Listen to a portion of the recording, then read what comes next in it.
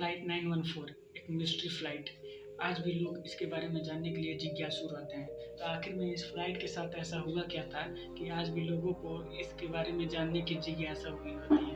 तो बात है 21 मई 1992 ईस्वी को कारकस वेनेजुएला जो साउथ अमेरिका के नॉर्थ भाग में है, नॉर्मल दिन था। एयरपोर्ट के सभी कर्मचारी अपना कार्य बिना किसी परेशानी और रुकावट के अच्छी तरीके से कर रहे थे।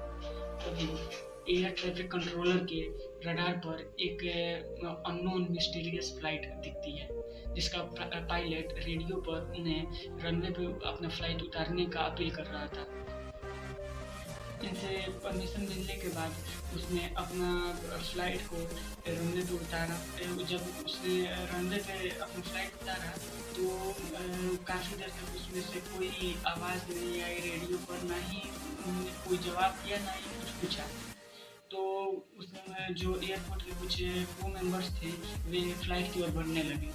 तभी अचानक रेडियो पर पायलट की एक घबराई सी आवाज़ आती है कि ये कौन सा सॉन्ग चल रहा है। इस आवाज़ को सुनने के बाद और इस प्रश्न को सुनने के बाद जो एयरपोर्ट के क्रू मेंबर्स थे उन्हें बहुत अजीब लगा।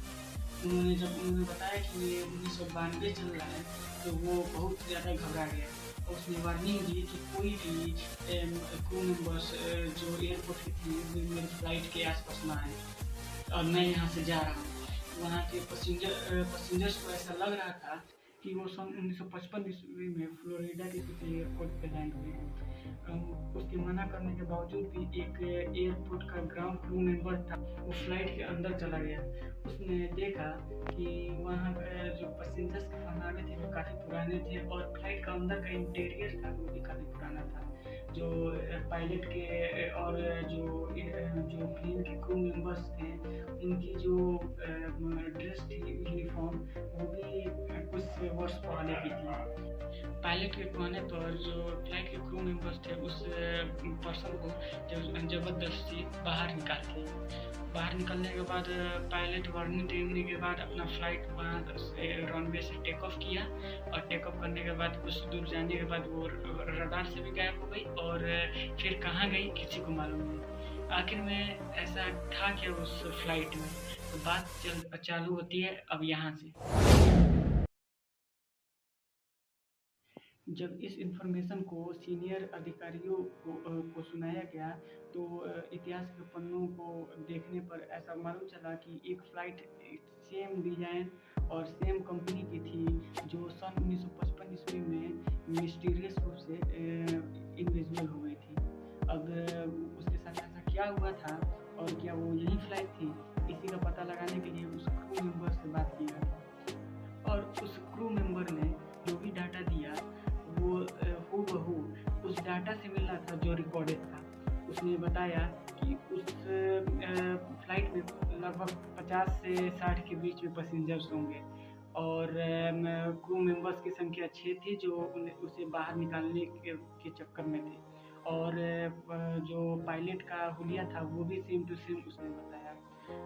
आखिर में और जब रिकॉर्ड देखा गया तो 55 पैसेंजर्स थे जो उस फ्लाइट में थे, 6 क्रू मेंबर और जो फ्लाइट के पायलट थे वो वे उसी हुलिये के थे जो उस पर्सन द्वारा बताया गया था। दरअसल यही फ्लाइट 1955 ईस्वी में न्यूयॉर्क से टेक ऑफ करने के बाद मियामी के लिए रवाना हुई थी और वहाँ पहुँचने से 1 से 1.5 घंटे पहले ही यह मिस्टीरियस रूप से इनविजिबल हो गई थी। अब कई लोगों का ऐसा मानना है कि वे दूसरे डायमेंशन में चली गई थी और कुछ सालों बाद या कुछ दशकों बाद ये वापस आई थी, वापस टेक ऑफ के बाद वापस किसी और डायमेंशन में चली गई थी। लेकिन अब कोई भी कंफर्मेशन अभी तक मिला नहीं, ना ही उसके बारे में और कुछ जानकारी मिली। ये सभी बातें सुनने के बाद जितने लोगों ने उस फ्लाइट को अपने आँखों से देखा उनकी फटी की फटी रह गई।